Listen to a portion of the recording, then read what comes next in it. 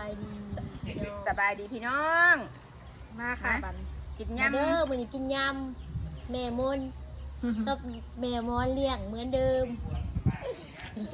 ยำหมึกยำกุ้งลูกสาวซื้อมาสู่แม่กินเด้อพี่น้องเด้อ มาค่ะ มากินน้ำกัน นางมนเพิ่นยำปลาหมึกยำกุ้งสู่แม่มอนกินเห็นแม่จมอยากเพิ่นก็เลยซื้อมาให้แม่กินมื้อนี้ ว่าโอ้ยบอกทุกเจ้าเลยเห็ดกินแบบนั้นเป็นตะแซ่บเป็นว่าได้ มาย่ำใดกูเห็นเห็ดให้แม่กินจักเตือดก็เลยซื้อมาเห็ดทุกคนกินพี่น้อง นะแซ่บๆเหมือนกันเด้อบ่ทุกคนทุกคน FC นางมนกับ FC แม่มอนเนาะ FC นางอ้วนตาหน้านะกินน้ำกันเด้อ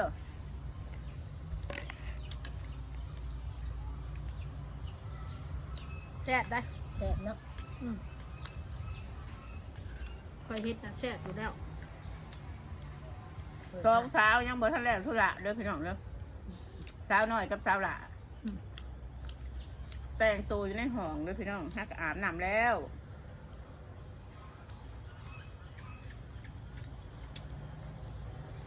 คำจะไม่ม้อนกระถาบไว้เนาะคำแล้วก็ขึ้นรถ ยิงกับหนาวกินแล้วก็นอน หนาวคำมาแล้วก็หนาวจะกินข้าวกินเด้อฉันบอกกินกระอัดเนี่ยมันสิเย็น หนาว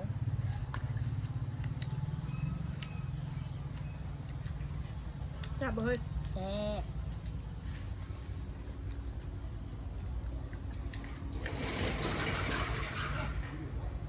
มาแม่เบิ้ล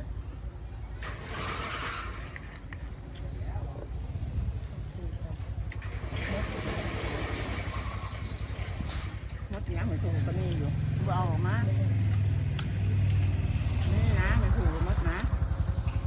สอมก็ได้สอมกับนี่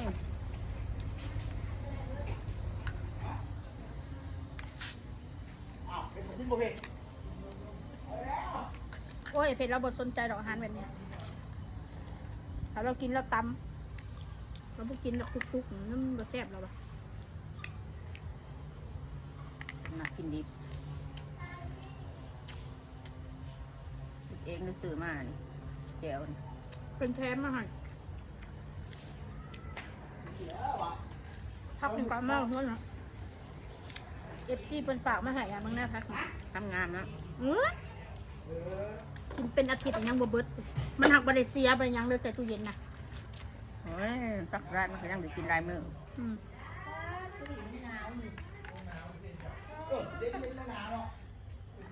กลับมาแล้วหนาวพี่น้องเย็นเย็น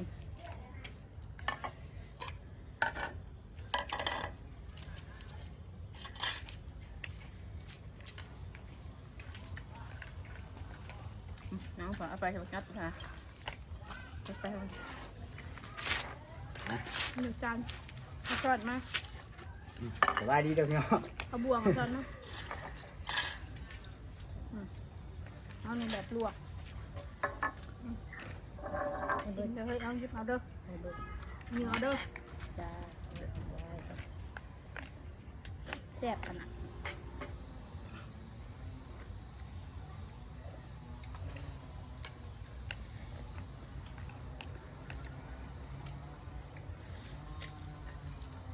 ทำยังมีแมงวัน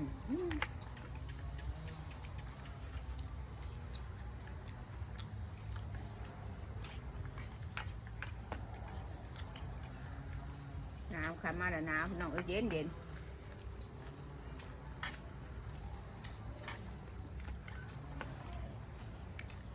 กาดหนาว เดี๋ยวเอาเด้อกุ้ง จ้ามีจานย้ำก็มี ยังมาแล้วมานั่งเอก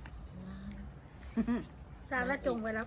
ยังอีก2สาวยังบ่แล้ว จงไว้แล้วบ่ จงแล้วดิ นางเอกประ จง จำ แต่อันนี้ได้อันย้ำบริมีได้ เออ ซ้อมยังอีกวะ สองนาง ซ้อม เอก อีกประจำซ้อม สองนางเอกประจำช่องยังบ่แล้วพี่น้องก็จะออกเวทีต้องแต่งตัวเรียบร้อย อืม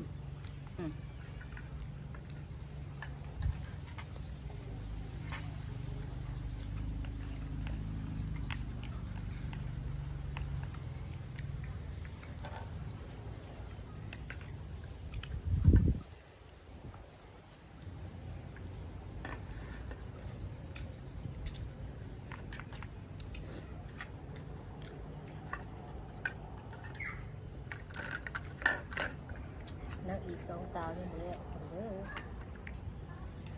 ตุไปใส่แต่ละมือขายเครื่องบ่ เอาเมื่อกินดองหลานอยู่ที่น้ำมั่วร้านนักวัดต่างประเทศ อืม มาซอยพ่นจะเต็มชื่น3 คืนเลยพ่น มาทำมาซื้อปลาหมึกแต่มันเป็นห่านเดียวเลยบ่อันยาวเป็นยังไง เมื่อไป คื พ่ อว่าแบบคือ ร้านทั้ง เขาต่อแถวกันไปเลย มันเป็นแถวอาหาร ร้าน ทะเล และผัวต่างประเทศ นี่ เอาคนประเทศใด บ่ตะกาเอามาซื้อมานะ ประเทศอเมริกา ห่านไทยมันบ่เนี่ย หรืออเมริกา คนลาวบ่ คนต่างประเทศฝรั่งสดๆเลย วะ เอ้ย กลางสดๆเลยวะ คือว่าคุณจะขึ้นแนะนำมันกูห่านนะทำไมก็ไม่รู้ว่า นำเบิด ต่อให้ละคนหมักบอนี่ พ่อ มาหน้าน้อย ขาดอง งามขนาด ขาดองเท่าใดนี่ป้าตุ๊ก ขาดองฮะ กระดองเซนกลัว โอ้ยอยากได้2 เซน3 เซนแล้วแต่ว่าเอาไปเซนปลาย พี่น้องขอโทษขออภัยนะพี่น้อง เซนแบบ แสน นุ่ บาท งข่อยพี่น้อง ไอ้จอก ร้าน คือเอาหน่อย อยู่ไหนน่ะ อยู่ที่น้ำมั่ว3 ปีแล้วโอ้ยร้านฮะกะรุ่นคนใจนะเด็กน้อยฮะก็ขึ้นใหม่ มาเด้อพี่น้องเด้อ เพิ่นนั่ง เป็นกันอยู่ ตา สั่น หักก็ได้นะลุง กันอยู่ เพิ่นนั่งตาหักก็ได้นะแบบ อยู่ทะเล มันบ่กวน เป็นกันอยู่เลยไปทำงานเมืองไทย ร้านเอาไปทำงานอยู่เมืองไทย นั่งแต่ไม่ บ่ กิน มันขึ้น ไปเที่ยว กินรถข่อยกินแล้วอ่านกินรถ เออ เดี๋ยวขอออกมาเบิ่งเวลาให้ครับ ไปทำงาน เปิดนั่งหน่อยมาแม่มันชิเบิดปลาได้ยำ เอิ้น น่ะ เพิ่นแล้ว ไล่เถื่อนะเดินเถื่อเดียวก็พอละเป็นประหูอยู่แล้ว อยากขนาด เนี่ยร้านเมื่อนี่มันจะให้มันจะชงให้เฮียภาษาอังกฤษ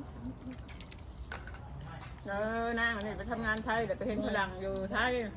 จะมากันจะมันจบ ค เนาะ บกันไปปีหนึ่งแล้ว ส่งเงินส่งข้ามอีกเงินให้กับ มาแม่น้อย ไปเครื่องกันขึ้นแล้วแล้ว